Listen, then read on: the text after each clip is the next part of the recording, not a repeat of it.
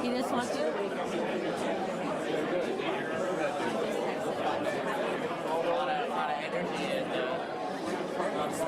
not your typical end of the season. I told him middle front.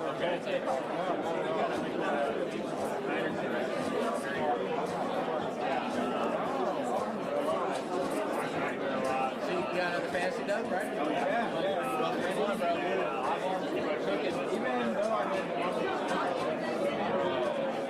I know you're in my huge money league. I had to name my name down. You was crashing. I know, dude. Like that was my like 6th round pick in my big money league. That was like my league winner. He's out for the season. He's probably like, I'm assuming he is. If it ain't out for the season, it's like 8 weeks. Like, come on. When the weather's good, that's when it's not Mattering. Yeah, one bar.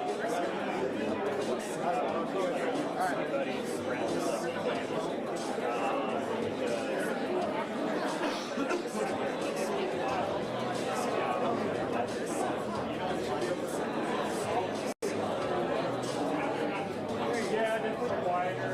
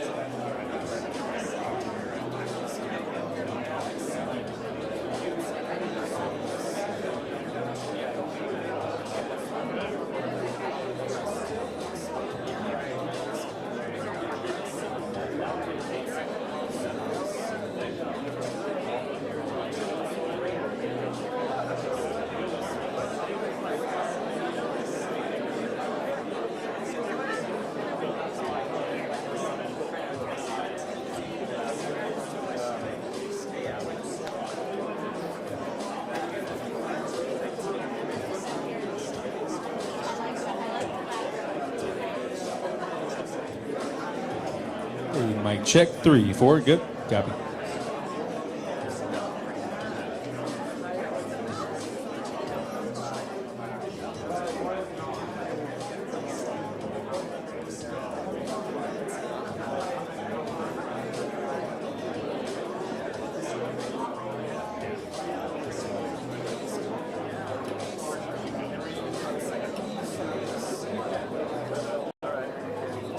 All right, I gotta get to work.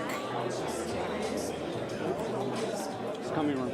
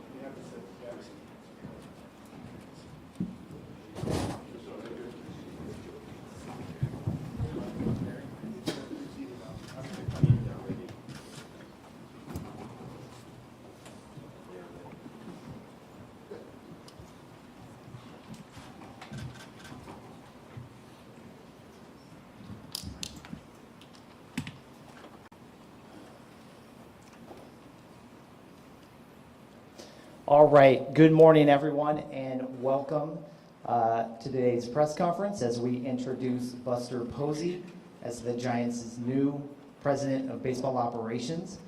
On the dais is Giants Chairman Greg Johnson, Giants President of Baseball Operations Buster Posey, and Giants Manager Bob Melvin. We'll have some opening remarks from Greg and Buster, and then we'll get into questions. Greg? Thanks, Matt. Well, welcome everybody. It certainly is a momentous day for the Giants organization. And firstly, I'd like to thank all of the Giants fans for their tremendous support in what has been somewhat of an up and down and disappointing season. Secondly, I'd like to thank Farhan Zaidi for his 6-year tenure as President of Baseball Operations. I've certainly enjoyed working with Farhan, have nothing but respect for him and wish him well in the future. I also want to thank Kristen Posey for agreeing to this, because that may be one of the biggest sacrifices with 4 young ones at home. We certainly appreciate that.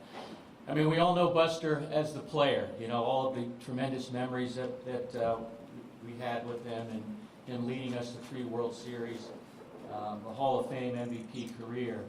But those aren't the reasons that we're here today. I think for me and for the board, you know, what we have observed with Buster and in working with him over the last 3 years is that competitive fire he has to win. It didn't end when he took his jersey off. It's as strong today as ever. You know, I've grown to respect all of his skills and how he deals with people, his intellect, how he listens.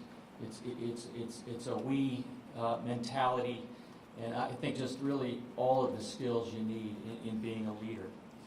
Also, the pride he takes in the Giants organization and the responsibility that it comes with representing the Giants organization. So I think we believe there's no better person to lead the baseball side and set the right tone at the top for the Giants organization. But I think the most important is just his desire to build the kind of team that lives up to the expectations of our fans. So without further ado, I am thrilled and proud and privileged to turn it over to our new President of Baseball Operations, Buster Posey. All right, thanks, Greg. Appreciate the kind words. You know, I'm just excited. I'm excited to have an opportunity to be in this role. I'm excited to be a part of the team again. San Francisco Giants organization is all I've ever known. You know, and I think over the years as a player and the role I was in the last few years, I gained a pretty good sense of what it means to fans to have great players and have great teams. I think back on some of my earliest memories walking into a spring training clubhouse and walking in and seeing Willie Mays sitting at a table with Willie McCovey and Gaylord Perry, Juan Marichal, Joe Amalfitano. The next week, it's Will Clark, Jeff Kent, Barry Bonds. And I always appreciated it, and I don't think I appreciated it as much when I was a younger player, but as time went on, I appreciated just what that meant, not only to the community, but to us as players, and that there's a standard and expectation for being a San Francisco Giant. And it's a privilege to try to go out there on the field and hold ourselves accountable to that standard. Those guys that I mentioned, you can go more towards my era with Kane and Linscomb and Bumgarner and Crawford and Belt, and you could go on and on. And in my time, what I came to realize is, yeah, sure, all of those guys were great players. They were part of great teams. But what those guys ultimately meant to the San Francisco Giants fan base and the community was memories. And all of us that are lucky enough to get to be involved in baseball in whatever capacity, I think understand that not only is it the greatest game in the world, but we're in the memory-making business. It's ultimately entertainment. It's an opportunity for grandparents and parents to share memories with friends. It's an opportunity for strangers sitting out in the bleachers to share a great memory that happens at the ballpark and that can be talked about from that time on for the rest of their life potentially. So, with all of that in mind, I just can't say again how humbled I am to be in this role and again be a part of a team that's hopefully looking forward to making more great memories for this fan base and community. With that, we can open it up to questions. Just a reminder, if you have a question, to please raise your hand, and we will get you a microphone. Start here with Susan. Hi, Buster. Congratulations. What was the process like for you as you were trying to determine whether this was something you wanted to take on? Could you go through that? Well, as Greg alluded to, it was convincing my wife, number one. You know what? I mean, I'm so passionate about baseball. I know I finished a few years ago, but just the opportunity, again, like I mentioned, to be a part of a team. I think the chance to be in a position to hopefully elevate people that are all a part of this, elevate staff, elevate players, and to again, we're in a memory-making business, and sure, winning's great, and ultimately that's our goal, is to be a playoff team every year and compete for a championship. But I think just the overall big picture of being a part of something that's bigger than yourself was really appealing. Let's go to the left, Janie. Hi, Buster. Morning. What sort of did you gain over the last couple of years doing this, doing some of this behind the scenes in terms of the business side and maybe trial and error and what worked and what didn't, and maybe a couple examples that you'll take into this position now that you're doing it every single day? Well, I think, first and foremost, I have a lot to learn. Just being a day and a half into this, I've already had some conversations and plan to have a lot more conversations. And one thing I'm very confident about, and because I've known these people for a long time now, is there's a tremendous amount of great people in place that are on the same page and wanting to work to get this team where we all know it should be. I think it's what I'm excited about are the relationships. It is about having a common vision and working towards a goal and having a standard of what the expectation is to be a San Francisco Giant. Susan? Buster, what do you think the rest of your front office might look like? Are you planning on any changes there? Yeah, we're going to hire a GM. That's going to be one of the first tasks right out the gate. Pete's been made aware that he'll be moving off the GM role, and we'll kind of work through what some other responsibilities might look like for him. you obviously don't have a lot of experience in this kind of role. What's your response to people that discuss that, you know, your relative lack of experience, and what that might mean for who you're looking for a GM?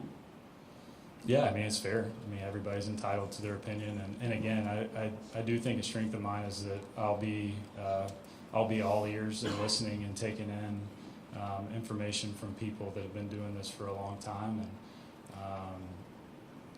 I do think it's important that we bring in a guy or a girl that's been, well versed in all aspects of front office. And I would add that we have a very deep and experienced front office with people like Jeremy Shelley that, could take on the job. So I think there is a nice compliment. Let's go to the right, Mark. Hey, Buster. When did you know that a more day-to-day operations type of role might be in your future? Does it go back to when you moved your family here, or has this been more of a recent development? It's been more recent. I mean, the move back honestly had nothing to do with what my future might look like with the Giants, which I think for us makes it all the more special because it truly was a move back because we enjoy this area and we enjoy the friends that we've made in this area. And I think just over the last few weeks, months, we've been kind of talking through some different scenarios, and that's where we landed. Let's go to the back left, Tim. Buster, just give us a sense what your general philosophy is going to be. I mean, are you going to use analytics in a significant way? Are you going to, you have an analytics staff? Is that something you want to push forward? And what just generally are you going to look for out of your club? Most definitely going to use analytics. I mean, I think that analytics are here and they're here to stay, and it would be a mistake to say that you're not going to use that information. As far as general philosophy, I think it's as many of you know me, a lot of my basic principles are pretty simple. I want us to be known as a team that's the ultimate prepared team, one that's fundamentals are held at a really high standard, and ultimately this is all about the players. It's all about putting great players on the field, and I think our job as a front office, with Bob here as a coaching and the coaching staff, is to be able to identify those players and then get the most out of them. Let's go to Andy. For Greg, if this was an arrangement that you were looking for, with Buster having quite a bit of influence, he could have had that influence in maybe more of a less out in front capacity and hire another president that would report to him. Why was it important to have him sort of out front on this? I think it was, there's a lot of different scenarios you could come up with, but I think Buster is just somebody that asked for the ball here and wanted the accountability of not trying to kind of work with other people, and that's really what a leader does. And I think at the end of the day, we talk a lot about complementing his skill set with hires and building around him to build for success. And I think he was very, agreeable to doing that. So, it started kind of early discussions, and then I think we both got comfortable with the idea of bringing in an experienced GM to work and take some of the load off. But really, it was really Buster's desire to be accountable 100% for baseball, and I think that spoke a lot to me that he desired that. Let's go to the front right, Ann. Hey, Buster. How did you convince Kristen? But I have a follow-up, too. You know what? I think Kristen, I've been so just blessed to have such a supportive wife. For, believe it or not, it's been 15 years. Yes, we got married young. I think she could just tell how excited I was about this opportunity, and that in our relationship it goes both ways. If there's something that she's excited and passionate about, I want to support her in that as well. Do you feel the brand has been tarnished in recent years? And besides winning a championship, how do you reinvigorate the brand, the sense of who the Giants are? I wouldn't say the brand's been tarnished. I mean, again, I think that's a lot of discussion we're going to be having over the next, weeks and months is about our identity, and again, I want to be clear, like our identity really boils down to the players on the field and the way that they play and the type of players they are and how they handle themselves not only on the field but in the community. So I think that's going to be a big part of discussion is like what really is important to us as an organization and what are we going to hang our hat on at the end of the day. Let's go to the front right, Sam. Busters, this is for you and for Bob as well. What do you imagine the vision for what Giants baseball will look like with you kind of running the show here? Like on a day-to-day, on the field, what is your vision for what Giants baseball will look like going forward? I mean, again, it really, hopefully what it's going to be is we all love, I know Bob loves good, crisp, clean baseball and guys that are going to be always prepared. I think what I can draw on from a player is knowing that if I went into a game and I know I had prepared to the best of my ability, no matter the outcome or result of that game, I could be satisfied with that. And that's, for me, I'm hopeful that our guys are going to get there, and that's going to be something that is really important to them as well. For me, just probably a little bit more well-rounded team to where we can win, in different ways. And if we're not swinging the bats well, we play good defense, we pitch, we execute, we manufacture at times. So I think we just need to focus on all the different areas to make our team better and to be able to win games in different ways. And Bob, what excites you the most about being able to work with Buster? Well, I mean, it's Buster Posey, it's the Giants. That's a big deal. So, like Greg said, when, somebody like Buster asks for the ball, you give it to him. And he's meant so much to this community, to this baseball team, to the organization, the city, all the above.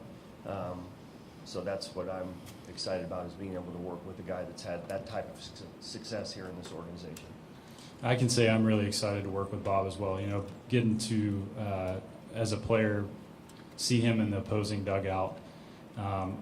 If I ever made eye contact with Bob when I was playing, I never felt like he liked me, and I think he might have. I admittedly didn't, and I never made eye contact with him either because he was always making my life really difficult. So I'm happy we're going to get to share some more endearing glances, I guess. Let's go to the left, Janie. Hi, Greg. When it comes to spending money, I mean, he's also in your ownership group still, correct? So does that streamline anything when it comes to free agency or acquiring someone and just, the spending and how it gets done and knowing that you have a close communication? Yeah, I mean, I think it certainly helps. And, one of the questions was, well should you have him continue on the board in that role? And we think absolutely. And like Larry, who runs the business side, has been a board member for a long time. It just helps the overall communication. If there's anything, if you like any board, if you have a conflict and you want to talk about somebody's contract or something, you step out of the meeting. It's very easy, but having them there does help.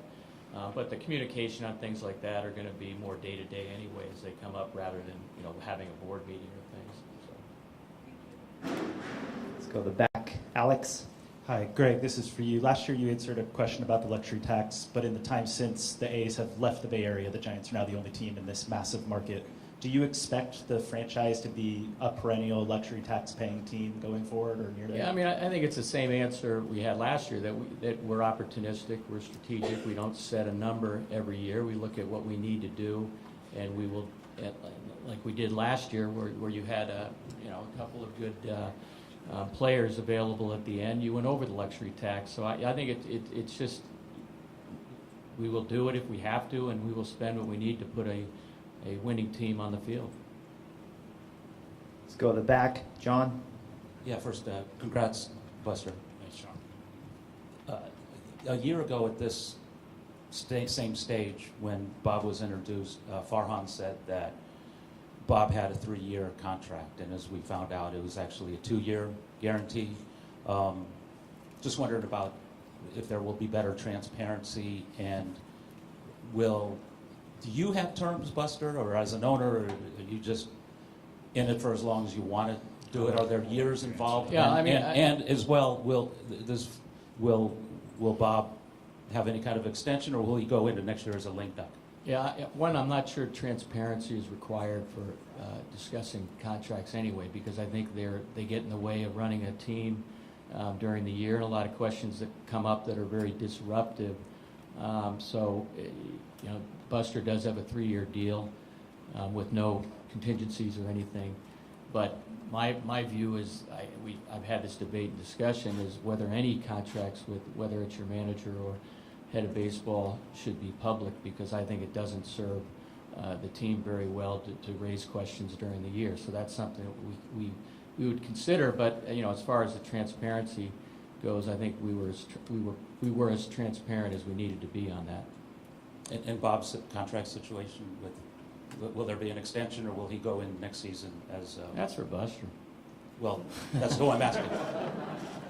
Look, again, this is day 2 for me. I've said how much I admire and respect Bob, and one thing I'm going to try to do as this continues to progress is, you guys have known me in the clubhouse, the cliche of going day to day. It's going to apply to this as well. And again, I'm excited about working with Bob. There's not many managers, active managers, that have the track record that he does. And from my experience talking to numerous players while I was playing and then post-playing, to a man, everybody loves playing for Bob Melvin. And just one more. Farhan, earlier this month, let go of 4 scouts.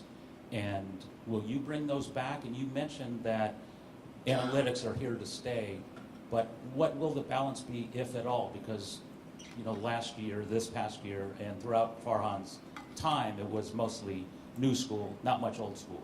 And do you want a better balance? And what about else? Yeah, again, for me, it's understanding where people are, what people are doing.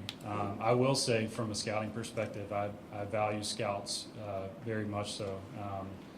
I look to Brian Sabian and his scouting background, and as much as anything, whomever is working in the Giants organization as a scout, if you're a scout, if you're a trainer or a strength coach in rookie ball, my goal is for those people to be empowered and understand what they're doing on the ground is extremely significant for what we're trying to accomplish here at the big league level. So can I give you an exact answer right now? I can't. Let's go to the back left, Brian. Hey guys, all 3. Congratulations, Buster, and we'll look forward to talking to you. This morning on KMBR, we had sound from September 2022 when you were joining the ownership, and you said, "I'm not here to get involved in the front office day to day." And here we are. So something changed. So what changed? What did you see that you didn't like that made you ask for the ball? Well, again, I think it goes back to my opening statements that I've seen what great players and what great teams can mean to this community. And so to have an opportunity to be a part of a team that supports the ultimate team that's out there on the field was just really appealing. I don't think there's much more fulfilling than much more fulfilling than being able to be a part of something that's bigger than yourself. And again, Greg mentioned Jeremy Shelley, who's been here for 30 years. There's just so many great people that I've gotten to know over the years that are still part of this organization that I'm just thrilled to be working with. Let's go to the left, Maria.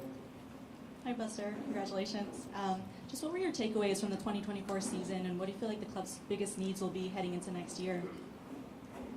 Well, I mean, it felt like one of those years where it was just hard to get a lot of momentum. I think Bob would probably be able to speak on that better, but just from what I saw, seemed like one of those years where if the pitching was going, the offense wasn't, or vice versa. Look, I hate to be, probably want more specifics, but ultimately, as a group, our goal is to put the most talented baseball players on the field, whatever position that is, So that's what we're going to be looking for going into the season is, who do we have in the system? Who do we have currently on the major league roster that we see as players that are going to mesh together to get us back on track? Let's go to Marty. Congratulations. How do you assess this team that you have now, and how much work do you have ahead right now as you look at it? Because you've been here to watch the last couple of seasons.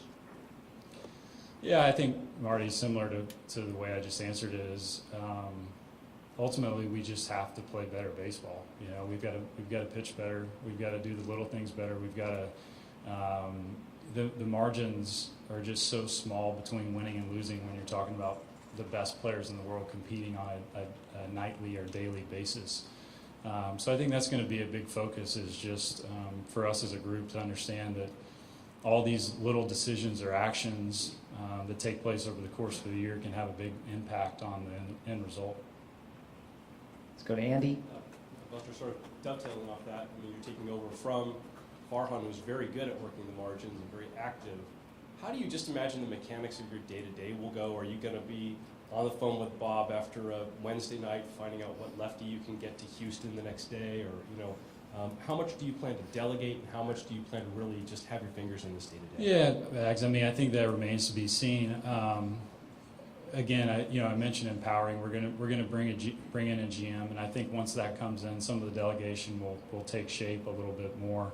I want to be as useful as I can to be with all the people that I'm working with, but also having in mind and understanding that it's somewhat of a delicate balancing act to where I don't want to be the type of leader that is constantly feeling like I'm looking over somebody's shoulder as well. So I think a lot of that is going to be handled over these next weeks, month, as we start to have more conversations and get synced up more. Okay, we'll take three more. To the left, Alex. Hey, Buster, you played for two very different kinds of coaching staffs. How do you envision your coaching staff, and also will there be any changes from this previous group? I think we're very happy. I know Bob's happy with his staff, and as far as changes goes, I think we have to look and see where people are at personally, and where some contracts are. But I know, speaking with Bob, he's very happy with the big league staff. Obviously, you've got guys on that staff with a great track record that I think that players can identify with really well. And there's a nice mix of some younger people in there as well. Sorry, what was the last part of your question? How do you envision your ideal staff, I guess, compared to you had Bochy's staff and then you played under Gabe? How would you like to see that? Again, it's all about, it's the players first. And I think that's what I learned about Boch over the years is I always felt like Boch was pretty easy on us as players. But what I learned as time went along, he beat up on his coaches pretty good. And I think, again, from my experience with Boch and Sabes and talking with Bob, is the understanding that ultimately your job is a supporting role, right? Our job in the front office is a supporting role. Our job, their job as a coaching staff is a supporting role. So, I mentioned a balancing act and a fine line to Bags on another question, but I think one of the challenges is going to be, with all the information we have now, is going to each player, and a lot of this does fall on the coach, is how much information can you give that player before it's too much, before it's diminished returns, and understanding that this guy's not exactly like the guy sitting right next to him in the locker. I think that's in today's game, that's a big part of preparing for the game, whereas early on in my career, that really wasn't a big part of the game. So we want guys ultimately to, when I say guys, the guys on the field that are out there every single night and day, to be accountable for their own careers. And I do think we live in our this day and age in our baseball world, where there is so much information that it's easy sometimes to shift blame for one reason or another. And ultimately, I do hope to have a group of guys that, no matter what, they can be accountable for their own selves and careers on the field. Susan? Buster, obviously a big part of this job is dealing with free agents, and I know you can't talk about potential free agents until the season's over and that period begins, but you guys have a pretty prominent free agent of your own. What are your thoughts on Blake Snell and potentially bringing him back? When might you start talks?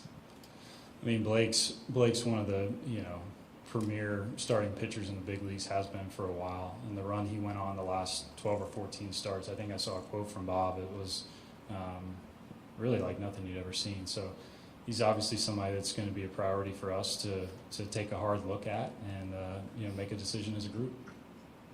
Last one to Justice. Hey, Buster, as far as looking for a GM, what are some of the ideal traits that you look for? And given that free agency is roughly a month away, what's your ideal timetable as far as hiring a GM? Yeah, to answer the back end of that first, I mean, I think it's right away. I think we get going on this right away and get some potential candidates in and get interviews going.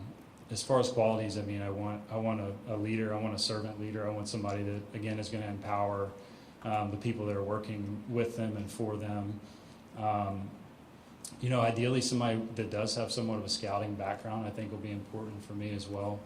And again, having in mind that today's game is so much about meshing what your eyes see and your instincts are with what the data is telling you. Okay, that will conclude today's press conference. Thank you guys so much for attending, and Buster, congratulations. Thanks.